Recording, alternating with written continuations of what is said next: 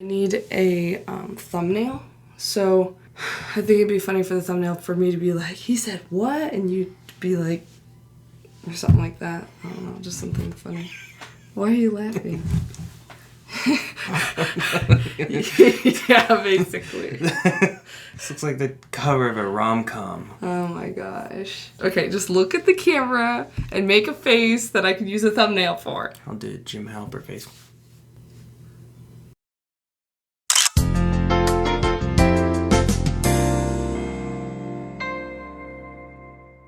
Hey, what's up guys? It's ex-Morgan here from My Spiritual Life, and I've got my husband Jared here helping me out again today. Thanks for being here.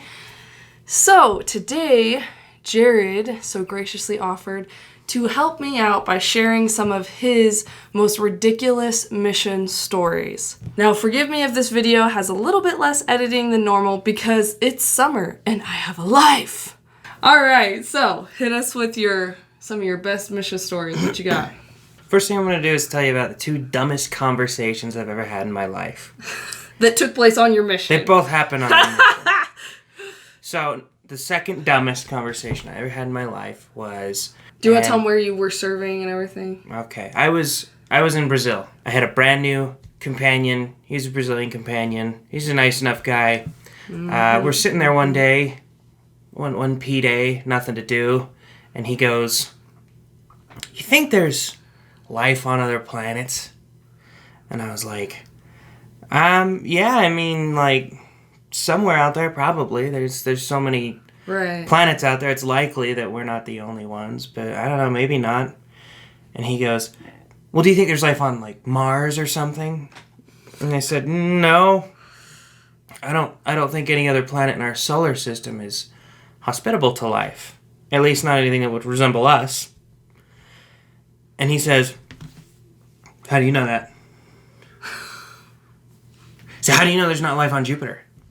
I said, "Well, really?" And he said, yeah. Oh boy. "How do you know?"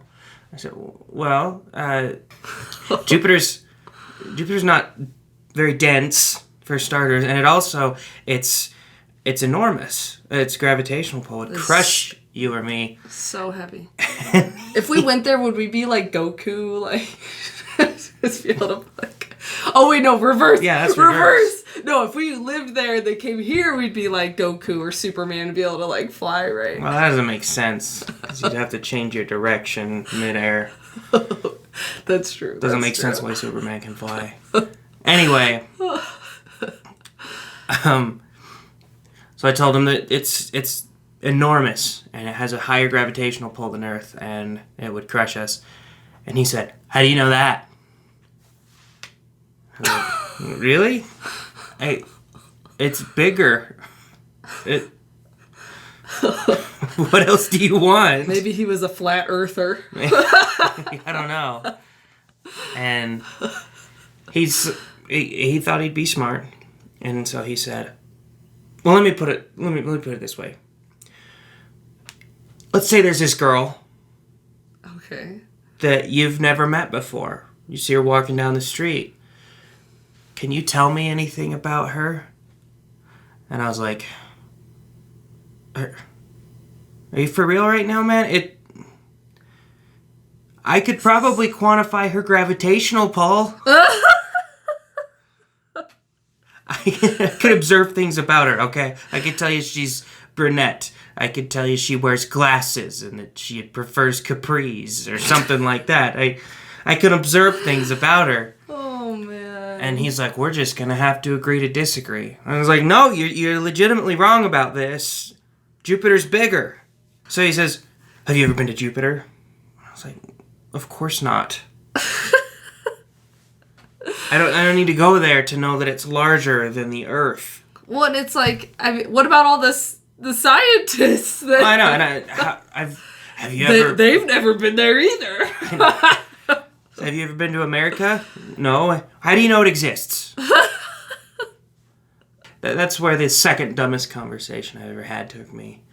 The dumbest conversation I ever had was actually... It wasn't in Brazil. I was waiting for my visa, so I was reassigned to the Omaha, Nebraska mission. So he was still on his mission, but it was before he got to Brazil. Yeah. So he's in Nebraska. It was my very first area. Oh wait, tell him about the trio. Yeah, really yeah. They put us in trios because at any moment I could just be taken, shipped off to Brazil. and so they didn't want to leave a companionship open. Right. But I was the only one that called them trios. Everyone else called them threesomes. And none of them had a problem with that. We'd be walking along and we'd contact someone on the street. They're like, yeah, I see you guys out every now and then. Don't you usually travel in twos? And they'd be like, yeah, but Elder Jared here is going to go to Brazil. He could be shipped off at any moment. That's why we're in a threesome. And I'd pull him aside every time. I'd say, dude, don't say dude, don't call it a threesome. Why not? Look, I know you've seen porn. Don't pretend you don't know what a threesome is. And he's like, no one's gonna take it like that. You gotta get your mind out of the gutter. I was like, everyone's gonna take it like that. Was he from Utah or something? Yeah. Well, that's why. Because in Utah, no one would question. But No, in Nebraska, Utah has an enormously high porn consumption rate. They know what it is. But they also know what missionaries are. In Nebraska, they don't know what missionaries are. All they know is porn. Anyway, so I'm in my trio, and we're at home. Threesome, My threesome, yes. Oh, gosh. One night, we're getting ready for bed, doing our planning and everything, and I'll call him Elder Arizona, because that's where he's from. There you go. He says, we make some joke about baptizing people. And he says, oh, we got plenty of snow out, just right outside. We could baptize them in snow. That's a liquid. That's a liquid. Yes. Yeah. And I said, no, it's not. And he didn't even, this didn't even progress. He just immediately, his face dropped. And he looked at me like I was an idiot. Didn't say a thing. Got up, walked out to the balcony, grabbed a handful of snow, and held it in front of me. I was like, what's this right here? What's this? What is this? Snow. That is snow that you have in your hand. He says, oh yeah, what was snow made of? What was snow made of? Tiny little ice crystals. So, and I could have swore ice was a liquid. Oh gosh. I said, no, it isn't. It's not at all a liquid. And he said, what's this running down my hand right here? What's this? What's that? That's water. It is melting into water. It has reached its melting point and it's turned to water. And I could have swore water was a liquid. Gosh. What's your other companion during this conversation doing? He's just bewildered. He's just kind of staring. Man. He doesn't want to get in it. He's Yeah. Elder Utah over there. There you go. And I said, yeah, water is a liquid. He's like, so I win. Oh gosh. No. Oh my No. gosh. Ice. I said, you can stand on ice. Can you stand on liquid? He said, no, because ice will break. I was like, and how many liquids do you know that break? Have you ever shattered a piece of water? Oh gosh, it feels like that is water wet argument, only it doesn't make any sense. Is ice a liquid? Is ice wet? So I explained to him, all elements generally have three states of matter. Right. Solid, liquid, gas. 6th grade science stuff. He must have been homeschooled. Actually, I'm pretty sure he was. I can make that joke because I was homeschooled. So everyone calm down. So I tell him, depending on the temperature it's at, it'll have a different state of matter. So I use the example of lava. I was like, is lava a liquid or a solid? He says, it's a liquid. So, okay, and then when it cools down, what happens? He goes, it turns into rock. And I go, and is rock a liquid or a solid? And he goes, a solid. And I had finally gotten through to him. I was like, oh, thank God. See? That's what I've been talking about. And he says, no, that doesn't make sense. What do you mean it doesn't make sense? And he says, hot and cold are opposites. Oh my gosh. Hot and cold are opposites, so that totally different things. So I gave up after that. Oh my gosh. I mean, do you think at any point he figured out, he probably didn't remember that conversation. If he figured it out, his brain probably blocked it out because it didn't want to remember the time it was that stupid. Oh my gosh, that is a very good point. I wouldn't want to remember that either. Well, there you go. What'd you say? So the two dumbest conversations you ever had that just both simultaneously happened on your mission, and now you've got one more story for us. Yeah, okay, this is the dumbest person I've ever met in my life. Which also happened on your mission. And this was when I was in Brazil. He was Elder David.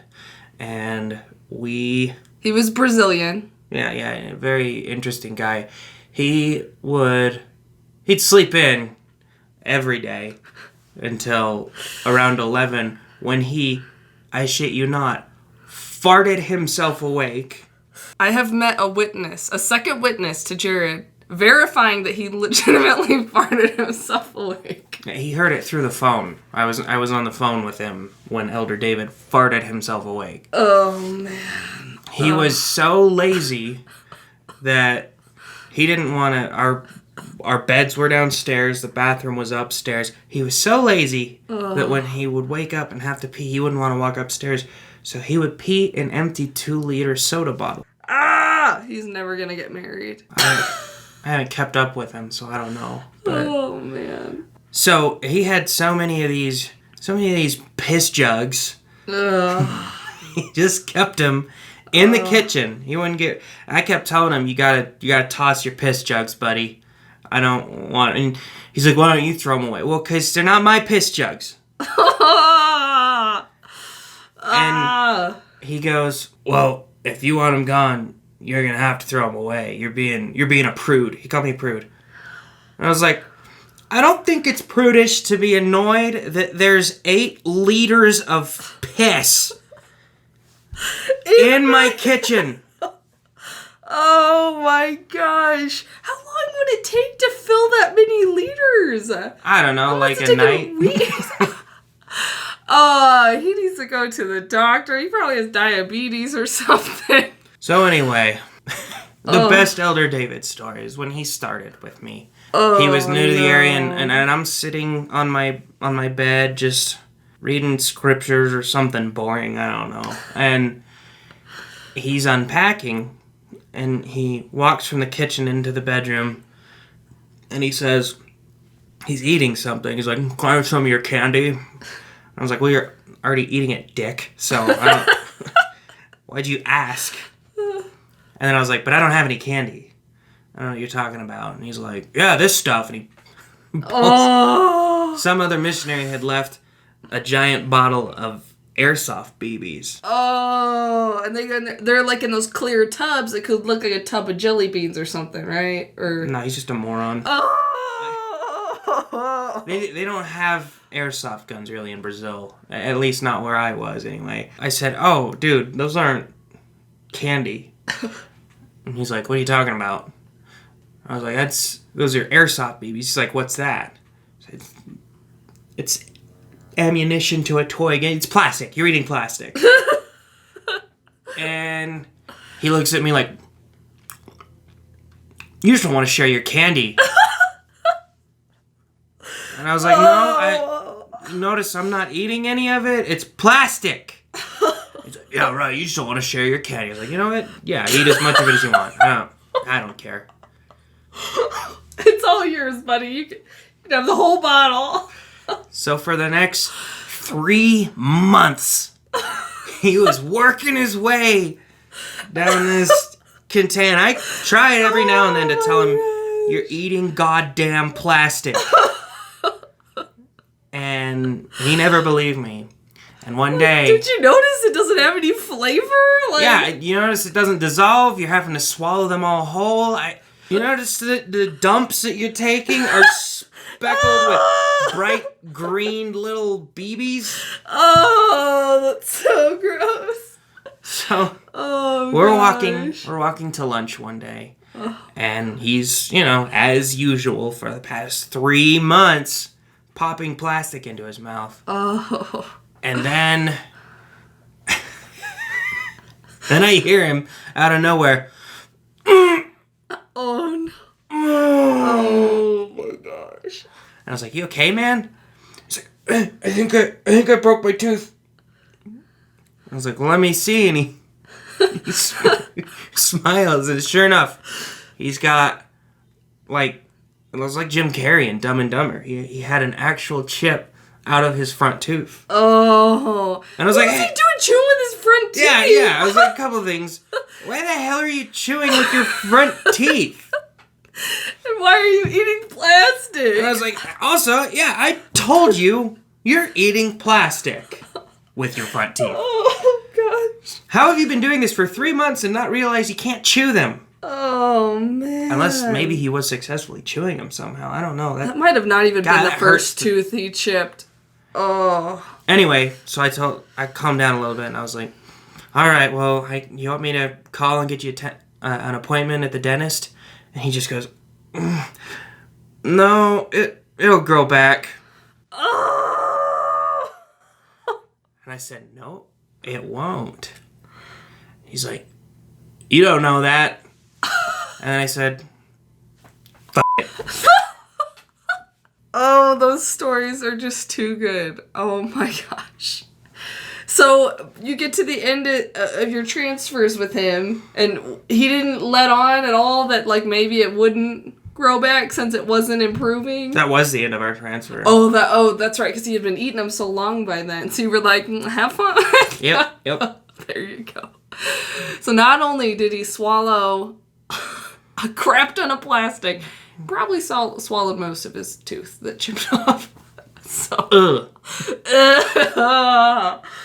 Oh. Thank you guys so much for watching this video today. If you like this, please like and comment below some crazy stories about your mission or mission companions. And it would mean so much to me if you would subscribe to my channel. Thank you guys again so much for watching, and we will see you in the next video.